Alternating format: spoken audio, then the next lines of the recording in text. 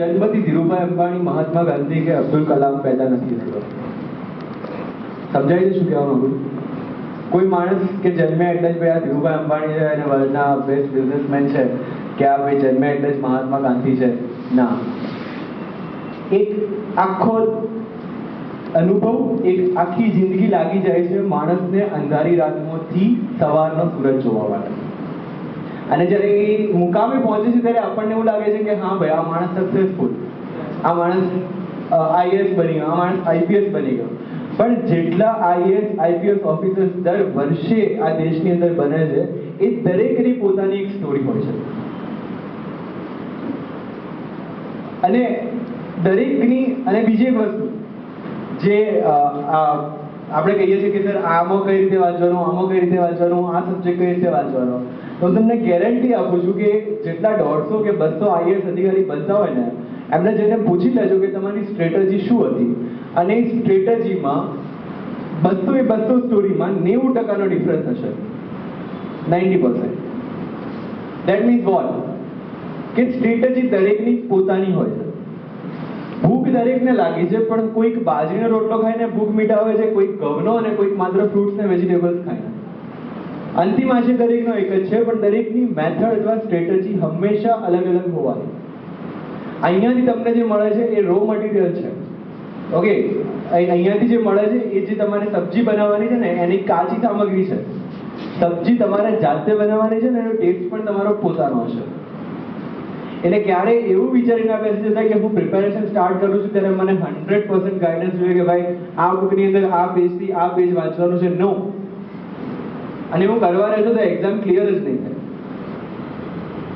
Strategy should be yours, અને એના માટેની એક જ ચાવી છે.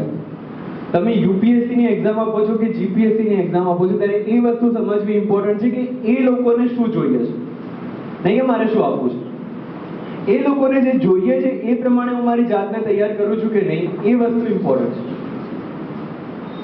અને એ પ્રમાણે પછી આપણે આગળ વધવાનું છે. હવે એક સિમ્પલ વસ્તુ છે, આપણે જીપીએસસી ક્લાસ 1 2 ની એક્ઝામ આપતા હોઈએ, ફોર એક્ઝામ્પલ ડેપ્યુટી કલેક્ટર માટે, કે યુપીએસસી ની એક્ઝામ આપતા હોઈએ ડિસ્ટ્રિક્ટ મેજિસ્ટ્રેટ માટે, ડીએમ કલેક્ટર માટે. જસ્ટ સી કે તમે કઈ પોસ્ટને ટાર્ગેટ કરી રહ્યા છો. ડિસ્ટ્રિક્ટ મેજિસ્ટ્રેટ, ડિસ્ટ્રિક્ટ કલેક્ટર એક આખા જિલ્લાની જવાબદારી છે. અને આખા જિલ્લાની જવાબદારી જે વ્યક્તિના ખભા પર આવે છે એ વ્યક્તિ માત્ર 1 વર્ષની તૈયારીથી તૈયાર નથી થતો. જે પાછળથી તમને ટ્રેનિંગ આપવામાં આવે છે એ તો ચલો કાયદાની એની ટ્રેનિંગ આપવામાં આવે છે કે ઓકે ભાઈ આ વસ્તુમાં આ વસ્તુ થાય ને આમાં આ વ્યક્તિની જવાબદારી આવે, એ તો કોઈ પણ વ્યક્તિને ટ્રેનિંગ આપી શકે. મેઇન જે વસ્તુ છે એ એક્ઝામમાં તમે બેસો છો એના પહેલા તમે કેટલા તૈયાર છો. કોઈ પરિસ્થિતિને તમે બંને પાસા જોઈ શકો છો કે ભાવનાઓમાં આવીને માત્ર એક જ પાસે સાથે તમે નીકળી જાઓ છો. મારી સામે 2 વ્યક્તિ હોય, એક મારા સગાવાલો હોય ને એક બીજો સામાન્ય નાગરિક હોય, ત્યારે હું ખરેખર બંને વચ્ચે ભેદભાવ કરું છું કે હું એક તટસ્થ વ્યક્તિ તરીકે બંનેનું અવલોકન કરું છું. આ વસ્તુ કોઈ એક્ઝામ કે કોઈ ટ્રેનિંગ નહીં શીખવાડી શકે. એ વસ્તુ તમારે અત્યારથી ડેવલપ કરવાની છે. એક્ઝામની પ્રિપેરેશન કઈ રીતે કરવી છે, એક્ઝામ કઈ થાય છે એ વસ્તુ થઈ ગઈ, અને વસ્તુ આપણે બધા કરીશું. પણ જે 8 લાખ લોકો યુપીએસસી ની એક્ઝામ પર બેસે છે એમાંથી માત્ર 150 કે 200 લોકો જ આઈએએસ અધિકારી બને છે. એ 200 લોકોની અંદર એવું શું ડિફરન્સ છે? એન્ડ બિલીવ મી, એક વસ્તુ તમને લખી રાખું છું, જે લોકો આઈએએસ અધિકારી બને છે એમની જોડે એટલું નોલેજ નથી હોતું કે બીજા કેન્ડિડેટ્સ કરતા બેટર છે એવું કહી શકાય. બીજા કેન્ડિડેટને એના કરતા પણ વધારે આવડતું હશે. આમાં 3 વસ્તુ છે મિત્રો, 3 પ છે. એક પ્રતિભા, એક પરિશ્રમ અને એક પ્રારબ્ધ. આ 3નું જ્યારે સંમિશ્રણ થાય ને ત્યારે તમે આ પોસ્ટ પર પહોંચી શકો છો. અને પ્રારબ્ધ ત્યારે જ આવશે જ્યારે તમે એ માટેનો પરિશ્રમ કર્યો હશે. પણ એ પ્રારબ્ધ અને પરિશ્રમ બે એકલા ઇમ્પોર્ટન્ટ નથી. 3rd વસ્તુ શું ઇમ્પોર્ટન્ટ છે? પ્રતિભા, તમારું ટેલેન્ટ. તમે ખરેખર આઈએએસ માટે ડિઝર્વ કરો છો કે નહીં? બીકોઝ એક સિમ્પલ સ્ટેટમેન્ટ છે, ડિઝર્વ બિફોર યુ ડિઝાયર. જ્યારે આપણે હાથ લાંબો કરીએ છીએ ઉપરવાળા સામે ત્યારે એક વસ્તુ આપણે વિચારવાની છે કે શું ખરેખર હું જે પોસ્ટ માટે ની ઈચ્છા કરી રહ્યો છું એ પોસ્ટ માટે હું લાયક છું કે નહીં. અને એ માટેની તૈયારી આપણી પરીક્ષાની સાથે સાથે જ થવી જોઈએ. મિત્રો યુપીએસસીમાં આઈએએસની ટ્રેનિંગ એ લોકો કહે છે કે 2 વર્ષ ને 3 મહિનાની હોય છે, તમે એક્ઝામ ક્લિયર કરો ને એના પછી. પણ મારું માનવું છે કે જે દિવસથી તમે એક્ઝામની પ્રિપેરેશન ચાલુ કરો છો ત્યાંથી જ તમારી ટ્રેનિંગ પણ સ્ટાર્ટ થઈ જાય છે. એ એક્ઝામની અંદર તમે ડેડિકેટેડ છો કે નહીં, એ એક્ઝામમાં તમે જે વાંચો છો એ પ્રોપર સ્ટ્રેટેજી સાથે વાંચો છો કે નહીં, તમે દરેક વસ્તુનું એનાલિસિસ કરો છો કે નહીં, તમે કોઈ સારા જે સોર્સિસ પકડો છો એમાંથી કેટલું સારું છે ને કેટલું ખરાબ છે એનું એનાલિસિસ કરી શકો છો કે નહીં, આ વસ્તુની ટ્રેનિંગ તમારી એક્ઝામની પ્રિપેરેશન સાથે ચાલતી હોય છે. એટલે જ્યારે તમે એક્ઝામ ક્લિયર કરો છો ત્યારે એક અડધી ટ્રેનિંગ તો તમારી પતી ગઈ છે, બાકી તો પછી તમારે વહીવટી ટ્રેનિંગ જ લેવાની હોય. ક્યારે આજ સુધી તમે જેટલા આઈએસ આઈપીએસ ઓફિસર્સને મળ્યા છો ક્યારે લાગ્યું કે આ વ્યક્તિ અહીંયા ભૂલથી તો નથી પહોંચી ગયો? નહીં લાગે, બીકોઝ એ વ્યક્તિ ડિઝર્વ કરે છે ને એટલા માટે ત્યાં છે. નેક્સ્ટ થિંગ, કોઈ પણ એક્ઝામની આપી હોય, યુપીએસસી હોય, જીપીએસસી હોય, આઈઆઈટી હોય કે આઈઆઈટી જેડબલઈ હોય કે નીટ હોય, સૌથી ઇમ્પોર્ટન્ટ કોઈ વસ્તુ હોય ને એ છે કોન્ફિડન્સ. મિત્રો, આત્મવિશ્વાસ. દુનિયા ભલે મને ગમે તે કહેતી હોય, મને મારા પર કેટલો વિશ્વાસ છે ધેટ મેટર્સ. હમણાં જસ્ટ મારું ઓપરેશન થયું ને 2 દિવસ પછી એક ભાઈ મારી જોડે આવવાનો, ત્યાં અમદાવાદની અંદર જ મળવા માટે પ્રિપેરેશન કરે છે યુપીએસસી. તો હવે એમાં એક સબ્જેક્ટ આવે છે ઇન્ડિયન પોલિટી, બરાબર? હવે પોલિટીમાં ઘણી બધી બુક્સ છે વાંચવા માટે. તો એક બુક છે લક્ષ્મીકાંત અને બીજી એક બુક છે ડીડી બાસુ. હવે ડીડી બાસુ એટલે એક હાયર લેવલની બુક ગણી શકાય કે જેને જનરલી કોઈ રિફર નથી કરતું. મને કહે કે મેં ડીડી બાસુ વાંચેલી છે. મેં કીધું સરસ, તો પછી એનાથી વધારે તારે શું જોઈએ? તો કે બેઠો તો હું હમણાં વચ્ચે વાંચવા રિવિઝન કરવા માટે, ત્યારે મારા 2-3 સિનિયર્સ મારી બાજુમાં બેઠેલા, એ લોકો હમણાં જીપીએસસી એમણે ક્લિયર કરી છે અને એમણે મને કીધું કે તું ગાંડો છે, ડીડી બાસુ વાંચે છે, લક્ષ્મીકાંત જ વંચાય. લક્ષ્મીકાંત એટલે યુપીએસસીની ગીતા, એના સિવાય બીજી કોઈ બુકને હાથ પણ ના અડાડે. એટલે કે હું સ્પેશિયલી જઈને લક્ષ્મીકાંત ખરીદી લાવ્યો અને લક્ષ્મીકાંત વાંચીશ. મેં કીધું બરાબર, તે પહેલા વાર ડીડી બાસુ વાંચી છે, હવે તું લક્ષ્મીકાંતમાંથી રિવિઝન કરીશ. કીધું તું મેઇન્સ પહેલા શું વાંચીશ? કે બાસુ જ વાંચીશ ઓફકોર્સ. મેં તું એકની એક બુક તું 2 વાર ને 1 વાર અલગ અલગ રીતે વાંચે, એના કદાચ એક જ બુક તું 3 વાર વાંચીશ તો ફાયદો કોને વધારે થવાનો, તને કે લક્ષ્મીકાંતને? તો કે મને જ થવાનો. 5 જણાએ આવીને કીધું કે આ બુક તો ખોટી વાંચે છે એટલા માટે એને બુક બદલી દીધી. આવું થશે, અત્યારથી કહી આપું છું, આવું થશે. ઘણી વખતે તમારે નક્કી કરવાનું છે કે મારા માટે સારું શું છે ને ખરાબ શું છે, કારણ કે તમારાથી વધારે સારું એ કોઈ નથી જાણતું. રાઈટ? ઘણા બધા કન્વેન્શન્સ છે આ એક્ઝામ માટે કે તમારે આ એક્ઝામ કરવી હોય તો આ વાંચવું જ પડે, આ એક્ઝામ માટે આ વસ્તુ તો કરવી જ જોઈએ. કોઈ જ જરૂર નથી. તમને જે ઠીક લાગે, ઓફકોર્સ પછી એ ડિસિઝન તમારું છે, જવાબદારી પણ તમારી રહેશે. એમ ના કહેતા કે સફીકભાઈ આવીને કીધેલું કે તમને જે ઠીક લાગે તો મને તો આ ઠીક લાગે તો મેં આ વાંચું. ના, વસ્તુ પ્રોપર હોવી જોઈએ. ન્યૂઝપેપર વાંચવાનું કીધું છે એટલે હું ઇન્ડિયન એક્સપ્રેસને હિન્દુ છોડીને પછી સંદેશને ગુજરાતી વાંચવા લઈને બેસી જઈશ તો નહીં ચાલે. એટલા માટે કહું છું, કદાચ panellist may disagree with me, English ન્યૂઝપેપરની આદત અત્યારથી પાડવાનું એટલા માટે કહું છું કારણ કે એના 2-3 કારણ છે. એક તો એનું કન્ટેન્ટ જે છે એ તમને રિજનલ લેંગ્વેજીસમાં નહીં મળે એટલું સારું.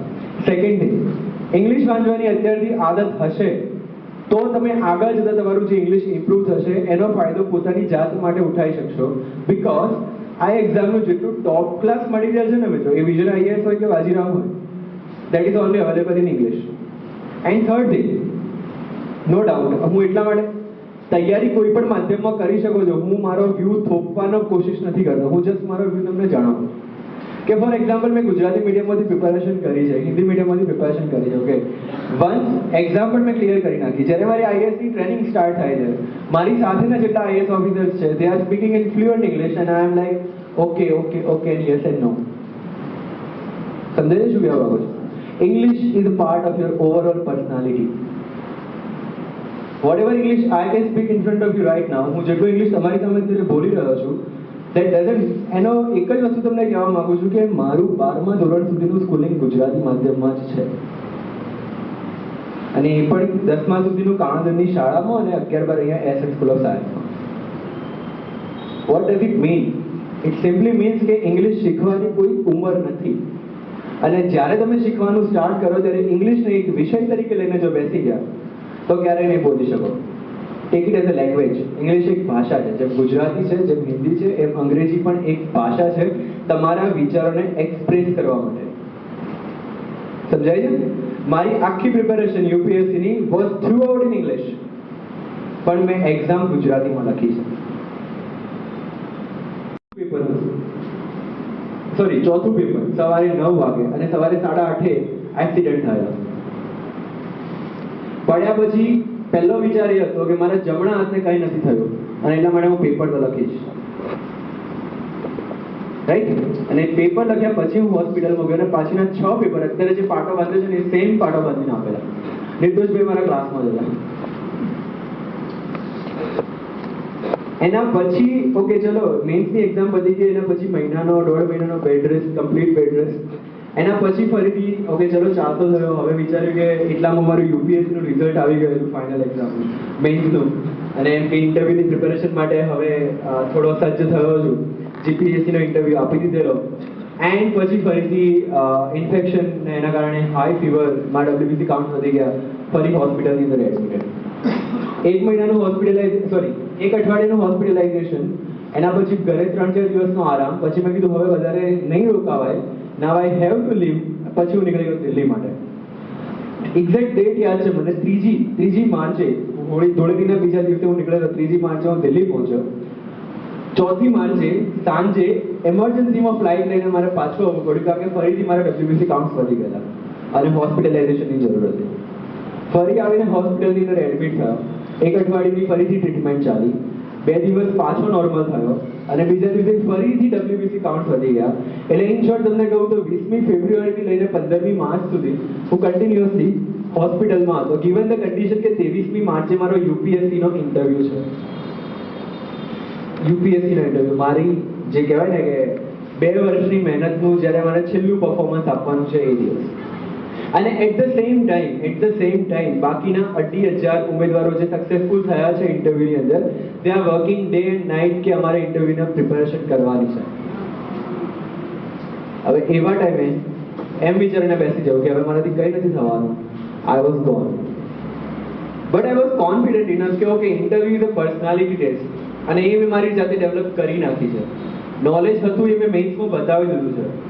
ઓકે, અને મેં જે નથી વાંચ્યું એમાંથી નથી જ પૂછાવાનું, આ એક મારા દિમાગમાં ક્લિયર હતું. આ મિત્રો 23મી માર્ચે જે મેં ઇન્ટરવ્યુ આપ્યો છે એની અંદર મેં જે નહોતું વાંચ્યું, મારું ગ્રેજ્યુએશનનો સબ્જેક્ટ, મારો ઓપ્શનલ સબ્જેક્ટ, એમાંથી એક સિંગલ ક્વેશ્ચન નથી આવ્યો. એન્ડ માય ઇન્ટરવ્યુ વોઝ ઓસમ. અને પતાવ્યા પછી મેં કીધું કે ઓકે હવે જે પેલું એક્ઝામ વખતે લાગેલું એનું ઓપરેશન જે પેન્ડિંગ છે હવે પતાવી દો. એટલે આ જસ્ટ લાસ્ટ મંડે મેં ઓપરેશન કરાવ્યું છે. આ સ્ટોરી એટલા માટે નથી કહેવા માંગતો કે હું કેટલો મહાન છું કે મેં કેટલી સ્ટ્રગલ કરી છે. No, struggle is a part of everyone's life. દરેકની જિંદગીનો આ એક અભિન્ન હિસ્સો છે. દરેકે સ્ટ્રગલ કરવાની છે ને આપણા કરતાં પણ ઘણી મોટી મોટી સ્ટ્રગલો લોકો કરે છે. મને કોઈ એમ કીધું કે તારો લિગામેન્ટ તૂટી ગયો અને આટલી બધી તકલીફ થાય છે, એના કરતાં બેટર છે ને કે કોઈ હાડકું ભાગી ગયું હોત ને એ વખતે જ પ્રોબ્લેમ 1 મહિનામાં સોલ્વ થઈ ગયો હોત. મેં કીધું હાડકું ભાગ્યું હોત ને તો હું મેં જે પેલું પેપર લખ્યું ને 3 કલાક એના લખી શક્યો. એટલે જે થાય છે હંમેશા સારા માટે થાય છે. અને એક વસ્તુ યાદ રાખવાની છે, આ નિયમ છે લાઈફની અંદર કે ઉપરવાળો જે છે ને એ ક્યારેય કોઈનું ખરાબ કરતો નથી. અને તમને જ્યારે લાગે ને કે મારી સાથે ખરાબ થયું છે, મને એક પથ્થર વાગ્યો છે, ત્યારે એટલું ધ્યાનમાં રાખજો કે બાકીના 99 પથ્થર એને અટકાવી દીધા છે, ત્યારે જ એને કદાચ એક લાગે છે. એટલે લાઈફ છે મુશ્કેલી આવવાની, કારણ કે એનો ભાગ છે. તમે ક્યાં જશો દૂર થઈને? દરેકની લાઈફની અંદર અંધારું ને અજવાળું એ નિયમ છે. હવે એનાથી ડરીને બેસી ગયા તો પતી ગયું, યુ આર ગોન. અને અસામાન્ય માણસો હંમેશા અસામાન્ય રીતે જ સક્સેસફુલ થતા હોય છે. અને આપણે અસામાન્ય માણસ બનાવવાનું છે. સાધારણ કોમન મેન બસ એ લડાઈ જશે અને મરી જશે એમાં એમાં. We are not suppose to be common man. Extraordinary બનવાનું છે. સિચ્યુએશન જેટલી એક્સ્ટ્રા ઓર્ડિનરી હશે તમારા માટે, એટલા જ તમે એક્સ્ટ્રા ઓર્ડિનરી થઈને બહાર આવશો. બાકીના લોકો જે નોર્મલ લાઈફ જીવી રહ્યા છે એ જ નોર્મલ લાઈફ તમે જીવતા હશો તો એનું આઉટકમ, એનું પરિણામ છે તું पंख ले ले मुझे सिर्फ हौसला दे दे फिर आंधियों को मेरा नाम और पता दे दे. તેમના પૂજ્ય પિતાશ્રી, આ ઉપરાંત દાતાના પૂર્વ ધારાસભ્ય વસંતભાઈ ભટોળ સાહેબ, તેમજ નવનિયુક્ત ડીવાયએસપી ડૉક્ટર હાર્દિક પ્રજાપતિ સાહેબ અને તેની સાથે નાગોરી સાહેબ અને કોર્પોરેટર સિંધે સાહેબ. સૌનો ખૂબ ખૂબ આભાર માનું છું અને તેની જ સાથે મારી સામે બેઠેલા ભવિષ્યના ક્લાસ 1 અને ક્લાસ 2 ઓફિસર તે સૌને પણ ખૂબ ખૂબ ધન્યવાદ કે તમે આવા એક કરિયર ગાઈડન્સના પ્રોગ્રામમાં તમે આટલું આવ્યા છો અને તમે આટલું ધ્યાન સત્કર્મની ફિલોસોફી એમણે જે કીધું એ 100% સાચી વાત છે. સત્કર્મ ઇઝ અ ધર્મ સારું કામ જે તમારું ધર્મ છે. અને મેં પોતે અનુભવ્યું છે. મારા દાદા અને પિતાના જે સત્કર્મ છે આજે મને ને મારા ભાઈઓને ખૂબ ખૂબ ફળ્યા છે. એટલે મેં પોતે અનુભવ્યું છે. તમે ચલો યુપીએસસી જીપીએસસીની વાત કાઢી દો, પણ જીવનમાં ગમે ત્યાં હો, કોઈ પણ હોદ્દા પર હો કે કોઈ પણ ક્ષણે ખાલી સત્કર્મ એ જ તમારા મગજમાં હોવો જોઈએ. તમે સપોઝ યુપીએસસી પાસ ન કરી, જીપીએસસી પાસ ન કરી, પણ સારું કાર્ય કર્યું હશે તો એનો બદલો ચોક્કસથી મળશે. તમને ગમે તે રીતે ખુદા એનો બદલો આપશે. તો બસ સત્કર્મની થિયરીને પકડી રાખો. એના પછી હવે વાત કરું તો હું યુપીએસસી એક્ઝામની વાત કરીશ, કારણ કે જીપીએસસી મેં ક્લિયર કરી છે, પરંતુ સ્પેસિફિક જીપીએસસી નહીં, હું યુપીએસસીની છેલ્લા 2 વર્ષથી યુપીએસસીની તૈયારી કરું છું. એટલે હું તમને યુપીએસસી વિશે વધારે સારું માર્ગદર્શન આપી શકીશ. સૌ પ્રથમ કેટલીક ગેરમાન્યતા હોય છે યુપીએસસી અને જીપીએસસી જે સ્પર્ધાત્મક પરીક્ષા હોય છે આપણા. મેં જ્યારે શરૂઆત કરી ત્યારે આ ગેરમાન્યતાઓ મારા મગજમાં પણ હતી. પહેલી તો એ છે કે ભાઈ હું નાના ગામમાંથી આવું છું કે નાના શહેરમાંથી આવું છું, કે ભાઈ મારું સ્કૂલ શહેરમાંથી આવું છું. તેને તોડનારા સૌ પ્રથમ તમે બેસ્ટ એક્ઝામ્પલ સફીનભાઈ હસન, જેમણે આ વખતે જીપીએસસીમાં 34મો ક્રમાંક મેળવ્યો છે અને યુપીએસસીમાં આ વખતે ઇન્ટરવ્યુ આપ્યો છે. અને હું આશ્વસ્ત છું કે તે આ વખતે 100% યુપીએસસી ક્લિયર કરી દેશે. તો જેમ સફીનભાઈનું સ્કૂલિંગ કાણોદરમાં થયું છે, કે 10 ને 11 એસેન્ટમાં ભણે છે, તે રીતે મારું 1 થી 12નું સ્કૂલિંગ વિદ્યા મંદિરમાં પાલનપુરમાં જ થયું છે. એટલે ઘણી વાર એવું હોય કે ભાઈ હું પાલનપુર જેવા પાલનપુરમાંથી આવું છું, બહુ નાનું સિટી છે, છાપીમાંથી આવું છું, કાણોદરમાંથી આવું છું, પણ એ મગજમાંથી હટાવી લો. તમે ગમે ત્યાં ખાલી 3 વસ્તુ તમારા મગજમાં હોવી જોઈએ. કોઈ પણ કોમ્પિટિટિવ એક્ઝામની તૈયારી કરો એ પાછા તમે ગમે ત્યાં કોઈ પણ સ્થળેથી કરો. પહેલો છે દ્રઢ સંકલ્પ તમારામાં હોવો જોઈએ કે ભાઈ આ મારે કરવું છે. બીજો છે એ સંકલ્પને પામવા માટેની સમર્પિત ભાવ એટલે ડેડિકેશન હોવું જોઈએ કે ભાઈ આ મારે કરવું છે ને એના માટે હું ગમે તેટલો પરિશ્રમ કરવો પડશે, એ હું કરીશ. અને ત્રીજો ને અગત્યની વસ્તુ છે ઊંચું લક્ષ્ય એટલે કહીશ, કારણ કે મેં મારું લક્ષ્ય યુપીએસસી જ રાખેલું. હું જીપીએસસીની એક્ઝામ આપવાનો પણ નતો, આ તમને ચોખ્ખું કહી દઉં. જીપીએસસી મેં વિચાર્યું નતું, મારી ઈચ્છા પણ નથી કે હું જીપીએસસી એક્ઝામ આપું. મારું લક્ષ્ય યુપીએસસી એક્ઝામ હતું અને છે. હજી પણ હું યુપીએસસીના 2 એટેમ્પ્ટ આપે છે અને હું આગળ પણ આપવાનું જ છું. એટલે મારું મેઇન લક્ષ્ય યુપીએસસી છે, પરંતુ એ યુપીએસસીની તૈયારીમાં મેં જીપીએસસીનું લક્ષ્ય બહુ સરળતાથી પ્રાપ્ત કરી લીધું. એટલે એના માટે ખાલી હું 2 લાઈન કહીશ કે सीढ़ियां उन्हें मुबारक हो जिन्हें छत तक जाना है, सीढ़ियां उन्हें मुबारक हो जिन्हें सिर्फ छत तक जाना है, मेरी मंजिल तो आसमां है, रास्ता मुझे खुद बनाना है. એટલે બસ ગમે તે ઊંચું લક્ષ્ય, તમે માઉન્ટ એવરેસ્ટનું લક્ષ્ય રાખશો ને ત્યારે તમે ગિરનાર કે પછી એનું K2 કે એ બધું પ્રાપ્ત કરી શકશો. એટલે બસ ઊંચું લક્ષ્ય રાખો ને તેને પ્રાપ્ત કરો. હવે મેં જે ગેરમાન્યતાની વાત કરી, બીજી ગેરમાન્યતા આપણામાં આવે છે કે ભાઈ હું તો ગુજરાતી મીડિયમમાં ભણેલો છું, માતૃભાષામાં ભણેલો છું. અરે ભાઈ એ ગૌરવની વાત છે કે તમે માતૃભાષામાં ભણેલા છો. હું તો બહુ ગર્વ અનુભવું છું કે ભાઈ ગુજરાતી મીડિયમમાં ભણેલો છું, અને એ તમને ક્યાંય નડશે નહીં. અમુક લોકોને હોય છે કે યાર આ પેલો ઇંગ્લિશ મીડિયમમાં છે, આટલું સરસ બોલે છે અને હું હજી ગુજરાતી. અરે ભાઈ શું કામ ગૌરવ અનુભવ કે તું માતૃભાષામાં ભણેલો છે. અને હું તમને કહી દઉં કે યુપીએસસી અને જીપીએસસી બંને એક્ઝામ તમે ગુજરાતી મીડિયમમાં આપી શકો છો. મેં પોતે જીપીએસસી મુખ્ય પરીક્ષા અને ઇન્ટરવ્યુ ગુજરાતી મીડિયમમાં આપ્યું છે અને સફળ થયો છું. ઇવન યુપીએસસીની મુખ્ય પરીક્ષા મેઇન્સ હોય છે એ પણ મેં ગુજરાતી મીડિયમમાં લખી છે. એટલે આ લઘુતા ગ્રંથિ પણ કાઢી દો કે ભાઈ હું ગુજરાતી મીડિયમમાં ભણ્યો છું એટલે નહીં થાય મારાથી. ત્રીજું હોય છે કે ભાઈ મેં સામાન્ય કોલેજમાંથી ગ્રેજ્યુએશન કર્યું છે, એ પણ બીએ કર્યું છે અને બીએસસી કર્યું છે. એટલે લોકો તો ત્યાં આઈઆઈટી વાળા આવે છે, આઈઆઈએમ વાળા આવે છે, તો આ તો મારાથી નહીં થાય. અને મારે એટલે મેં પણ અનુભવ્યું કે યાર આ લોકો જ્યારે શરૂઆત કરી મેં મારી એક્ઝામની તો જોતો તો બધાના ઇન્ટરવ્યુ હું આપતો હતો જે ટોપર્સ છે.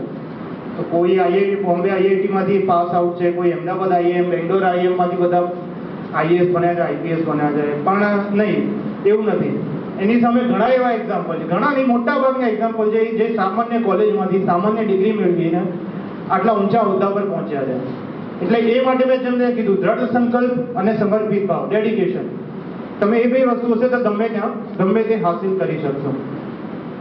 ચોથું ગેરમાન્યતાઓ છે કે ભાઈ સારા ક્લાસીસ કે દિલ્હી જ જવું, કે ભાઈ કોઈ આમ રેપ્યુટેડ ક્લાસીસ જોઈન કરવા, તો એ પણ જરૂરી નથી.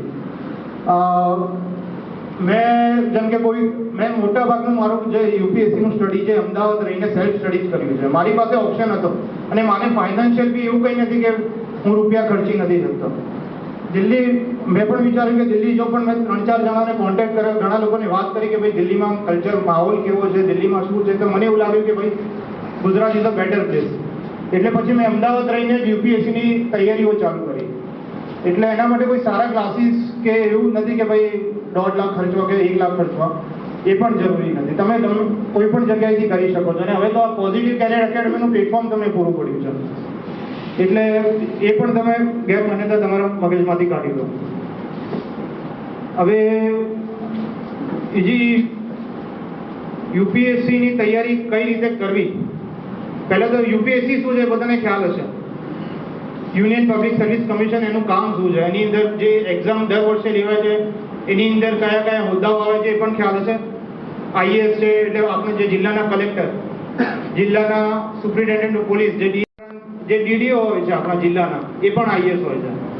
એવી રીતે income tax commissioner, IRS, Indian foreign service, જે આપણા રાજનાયકો હોય છે એ બધા આઈએફએસ, આ બધા જે હોદ્દાઓ હોય છે, આ હોદ્દાઓની ભરતી યુપીએસસી દ્વારા કરવામાં આવે છે, જે દર વર્ષે હોય છે. એટલે યુપીએસસીનું કામ આવા ઉચ્ચ હોદ્દાઓની ભરતી. હવે દર વર્ષે ફેબ્રુઆરીમાં યુપીએસસીના એપ્લિકેશન્સ બહાર આવે છે. એમાં તમને બધી જ માહિતી મળી જશે, કયો સિલેબસ છે, કેટલી સીટ્સ છે, એ બધું જ મળી જશે. ત્યારબાદ યુપીએસસી એક્ઝામ એ 3 સ્ટેજમાં લેવાય છે. પહેલી છે પ્રાથમિક કસોટી, બીજી છે મુખ્ય પરીક્ષા અને ત્રીજું છે ઇન્ટરવ્યુ. હવે પ્રાથમિક કસોટીમાં એ તમારું ખાલી જનરલ અવેરનેસ અને તમારું રિઝનિંગ, તમે કેટલું સારું વિચારી શકો છો, તમારું ગણિત કેટલું સારું છે, એ માટેના 200 માર્ક્સના 2 પેપર હોય છે પ્રાથમિક કસોટીમાં. જેમાં જે પેપર 2 હોય છે, જે મેં વાત કરી ગણિત, ઇંગ્લિશ, રિઝનિંગનું, એ ખાલી ક્વોલિફાઈંગ હોય છે. એમાં તમારે 200માંથી ખાલી 66 માર્ક્સ લાવવાના હોય છે પેપર 2માં, યુપીએસસીની પ્રિલિમ્સમાં. ભાઈ તો એ પેપર 2માં તમે 66 માર્ક લાવશો તો જ તમારું પેપર 1 ચેક થશે. અને પેપર 1 એટલે જનરલ નોલેજનું પેપર. એ પેપર 1માં જેટલા તમે માર્ક્સ મળ્યા હશે એના આધારે કટ ઓફ લિસ્ટ થશે, મેરિટ લિસ્ટ તૈયાર થશે. અને એના જો લઘુત્તમ જે સીમા નક્કી છે માર્ક્સની, એના ઉપર હશો તો તમે મુખ્ય પરીક્ષા આપી શકશો. એટલે આ વાત ક્લિયર થઈ ગઈ કે પ્રાથમિક કસોટી છે 200 માર્ક્સના 2 પેપર, પેપર 2 એ ક્વોલિફાઈંગ છે. એના પછી આવે છે મુખ્ય પરીક્ષા, જેમાં કુલ 9 પેપર હોય છે. એમાં જે પેપર પ્રથમ 2 પેપર હોય છે ભાષાના પેપર હોય છે. એક હોય માતા પિતા તો હંમેશા તમારા સાથે જ હશે ને તમારું તો સારું જ ઈચ્છતા હશે.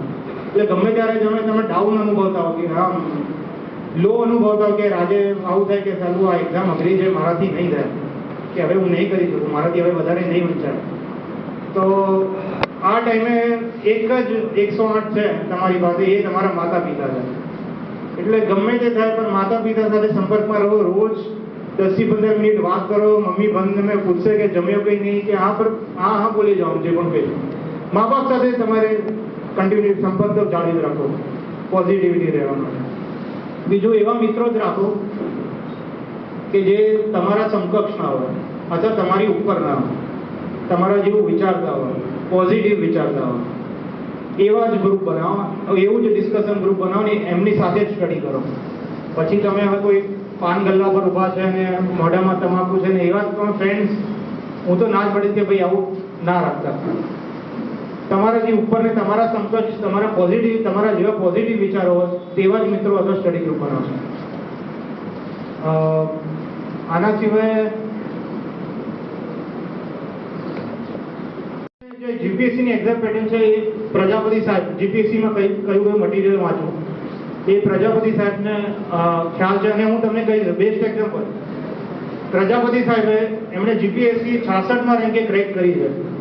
હમણાં મારી વાત થઈ, એમણે ખાલી મુખ્ય પરીક્ષા જીપીએસસીની આવે છે એના માટે 1.5 મહિના વાંચન કર્યું છે. પણ એ વાંચન કેવું છે, જીપીએસસીમાં ગુજરાત રિલેટેડ વધારે પૂછાય છે, પણ એમણે એ વાંચન યુપીએસસીના જ મટીરિયલ્સ બધા વાંચ્યા છે. ખાલી 1.5 મહિના યુપીએસસીની તૈયારી કરી છે અને એમણે જીપીએસસી ક્રેક કરી. એટલે હું તો તમે આ એક્ઝામ્પલ આધારે એક જ કહીશ કે ભાઈ તમે ખાલી માત્ર ને માત્ર યુપીએસસી એક્ઝામ આઈએએસ આઈપીએસની તૈયારી કરો. એ તૈયારી જો તમે 1 વર્ષ 2 વર્ષ આમ ડેડિકેટેડ તૈયારી કરી હશે ને તો ગુજરાતની કોઈ પણ એક્ઝામ હોય એ તમારા માટે એમ ખીલોના જેવી છે. અને આ મારો અનુભવ કે છે. તમે તો યુપીએસસી ની તૈયારી કરી હશે પછી ક્લાસ 3 માં તો પડો જ નહીં, ક્લાસ 3 ક્લાસ 4 નહીં, ક્લાસ 1 ક્લાસ 2 તમે ઇઝીલી થઈ શકશો. એટલે બસ યુપીએસસી ની તૈયારી કરો, યુપીએસસી ને એમમાં રાખો અને એ રીતે જ તૈયારી કરો. એક પોતાનું ટાઈમ ટેબલ બનાવે, ટાઈમ ટેબલને વળગી રહો અને તૈયારી કરો. 100% થઈ જશે. આ નેલ્સન મંડેલાનું આ એક કોટ મને યાદ આવે છે. નેલ્સન મંડેલાએ ખૂબ જ સરસ વાત કરી છે કે જ્યાં સુધી કોઈ પણ કાર્ય કરવામાં ના આવે ને ત્યાં સુધી એ અસંભવ જ લાગતું હોય છે. આ મારા કિસ્સામાં પણ હતું. મેં જ્યારે યુપીએસસી નો સિલેબસ વાંચ્યો તો ખૂબ જ મોટો સિલેબસ છે અને મને શું કે ચાલો આટલું બધું વાંચવાનું, તમારે લગભગ 50 થી વધારે બુક્સ વાંચવાની, એનું પાછું રિવિઝન કરવાનું. એટલે ખૂબ જ મને અઘરું લાગ્યું. પણ મેં ચલો એમ કહ્યું અઘરું છે તો છે પણ આપણે આપણું કામ ચાલુ કરી દઈએ. એટલે રોજનું પહેલા 2 કલાક વાંચ્યો, ન્યૂઝપેપર વાંચવાનું ચાલુ કર્યું. પછી ન્યૂઝપેપરની સાથે એનસીઆરટીની બુક્સ વાંચવાની ચાલુ કરી. પહેલા 2 કલાક વાંચતો, 3 કલાક વાંચતો, પછી 4 કલાક વાંચવા લાગ્યો. મારે રીડિંગ અવર હું વધારતો ગયો. પછી હું 12 કલાક, હું 12મા ને 10મા ને 12માની બોર્ડની એક્ઝામમાં પણ હું 12 કલાક નહોતો વાંચતો, 7 થી 8 કલાક. અને હું માનતો કે હું કદી 12 કલાક વાંચી જ ન શકું, કારણ કે મને એવું લાગતું કે કદી નહીં વાંચી શકું. પણ હું પોતે 12 કલાક ને છેલ્લે 16 કલાક સુધી રીડિંગ મારું પહોંચ્યું. એટલે આ વસ્તુ એવું છે કે કરવાથી થશે, વિચારવાથી નહીં. એટલે જ્યાં સુધી કોઈ પણ કાર્ય કરવામાં ના આવે ત્યાં સુધી એ સંભવ જ લાગે છે. અને પછી સ્વામી વિવેકાનંદે ભાઈ ખૂબ સરસ વાત કરી છે કે કોઈ પણ અસંભવ કાર્યને સંભવ કઈ રીતે બનાવવું. એમના માટે 3 લાઈનની એમની ખૂબ જ સુંદર વાત છે કે સૌ પ્રથમ તો એવું કાર્ય કરો જે તમારા માટે સંભવ હોય કે ભાઈ હું કરી શકીશ. મેં 2 કલાકથી ચાલુ કર્યું કે ભાઈ 2 કલાક તો હું કરી શકીશ. પછી એવું કાર્ય કરો કે જે આવશ્યક હોય. સંભવ થયા પછી તમારે એવું કાર્ય કરવું જે આવશ્યક હોય. પછી મને લાગ્યું ભાઈ કે આ 2 કલાકમાં મારાથી એક્ઝામ ક્રેક નહીં થાય. એટલે પછી મેં 4 કલાક ધીમે ધીમે 6 કલાક 8 કલાકનું રીડિંગ ચાલુ કર્યું. અને છેવટે તમે એવું કાર્ય કરી રહ્યા છો જે અશક્ય છે. અને છેલ્લે હું 16 કલાક સુધી પહોંચ્યો જે મારા માટે અશક્ય છે. એટલે હું એ જ કહીશ કે પહેલા એવું કાર્ય કરો જે સંભવ છે, પછી એવું કાર્ય કરો જે આવશ્યક છે. અને એ આવશ્યક કામ કરતા કરતા તમે એક એવા લેવલે પહોંચી જશો કે ભાઈ તમે બધા અસંભવ અશક્ય કામ કરતા થઈ જશો. એટલે બસ પછી આગળની વાત પ્રજાપતિ સાહેબના સફીન છે એ તમને કહેશે. છેલ્લે બસ હું ખાલી 4 પંક્તિ કહેવા માંગીશ. મને ખૂબ જ ગમી, આજે સવારે જ મેં વાંચી છે.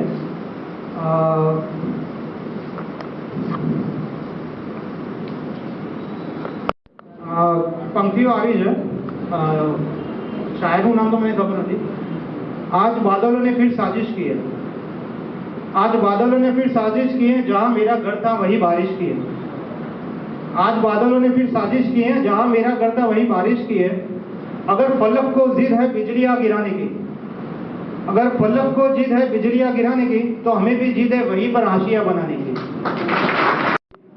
સહન ચૂપચાપ કરવાથી જીવન પોકટ વહી જાશે, કદમની બેડીઓ કાયર સમા શબ્દ કહી જાશે. જવા મરદીથી એક જ કૂદકે અવરોધ ટાળી દે, નહીં તો મંજિલો દિવાલોની પાછળ રહી જાશે, પાછળ રહી જાશે. શૂન્ય પાલનપુરીની જારી કવિતા છે. મારા વિશે થોડો પરિચય આપું તમને. તો મારું નામ હાર્દિક એમ પ્રજાપતિ. મેં ગ્રેજ્યુએશન BMS-માં કર્યું સુરતની આયુર્વેદ કોલેજથી. અને 2008થી હું જનરલ પ્રેક્ટિસ કરું છું. તમારા ફેમસ ડૉક્ટર લુકમાન સાહેબ મારા મિત્ર છે. મેં BMS સાથે કરેલું છે. છેલ્લા 7-8 વર્ષની ક્લિનિકલ પ્રેક્ટિસ કરતો હતો અને એમાં 4-1 વર્ષ પહેલા વડોદરા સાહેબ મને વિચાર આવ્યો કે આટલું પૂરતું નથી. આ એક કેબિનની અંદર આખી જિંદગી મારી જઈ શકશે નહીં. અને હું છટપટાઈ ગયો હતો કે એ વિચારથી કે આખી જિંદગી સવારે 9 થી 9 આ એક ક્લિનિકમાં જ હું બેસીશ, મને એટલાથી સંતોષ થતો નહોતો. મારી નિષ્ફળતાઓથી હું શરૂઆત કરીશ, ડાયરેક્ટ સફળતાઓ પર નહીં આવું. મિત્રો, જીવનમાં ક્યારેય ગભરાશો નહીં. નિષ્ફળતાનો અંત ચોક્કસ છે અને સફળતા તમારા જીવનમાં આવશે જ. પરંતુ સમયની ઘડિયાળ દરેકની જુદી જુદી હોય છે. સફી હસન સાહેબને 22 વર્ષે ઘડિયાળ ખોલી ગઈ, નિર્દોષ ગુપ્તા સાહેબને કદાચ 24-25 વર્ષે, મારી 33 વર્ષે ખોલી છે.